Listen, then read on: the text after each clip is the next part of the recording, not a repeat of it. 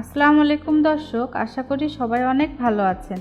আজকে আমি আপনাদের শীতের একটা খুব জনপ্রিয় পিঠার রেসিপি করে দেখাবো। সেটা হলো ভাপা পিঠা। প্রেসার কুকারে খুব সহজেই যে কেউ এই পিঠা বানিয়ে খেতে পারবেন। তাহলে চলুন দেখে নেই কীভাবে বানাতে হয়।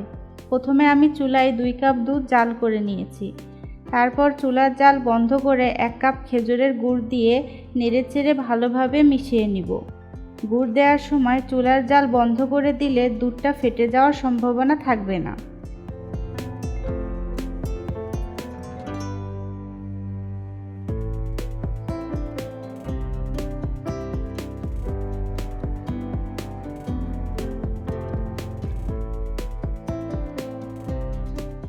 তারপর একটা বাটিতে 4 কাপ চালের আটা নিয়েছি। দুধ ও গুড়ের যে মিশ্রণ তৈরি করেছি সেটা আটার সাথে ভালোভাবে মেখে নিব।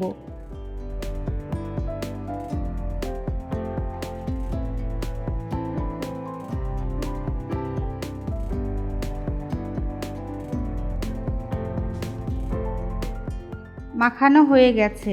এবার একটা ডালার সাহায্যে চালের গুঁড়ো নিয়ে হাতের সাহায্যে ঘষে ঘষে চেলে নিব।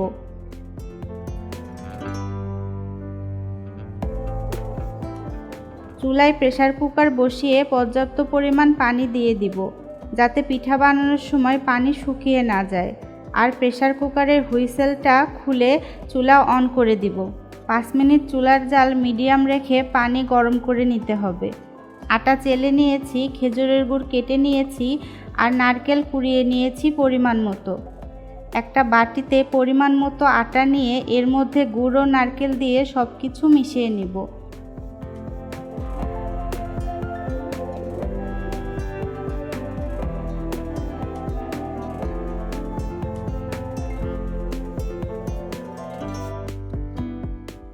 পিঠা তৈরি করার জন্য এরকম তেল ঢালতে যে ফানেল ব্যবহার করা হয় সেটা প্রয়োজন হবে।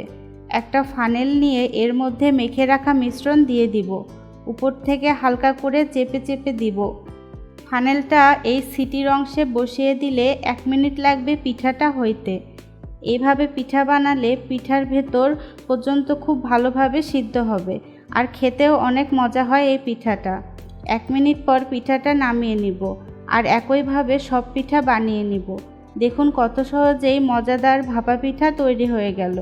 গরম গরম শীতের দিনে খেতে অনেক সুস্বাদু হয় এই পিঠা। আশা করছি আজকের রেসিপিটা আপনাদের ভালো লেগেছে। ভালো লাগলে ভিডিওটি লাইক, কমেন্ট ও শেয়ার করবেন। মজার মজার রেসিপি পেতে চ্যানেলটি সাবস্ক্রাইব করে পাশে থাকবেন।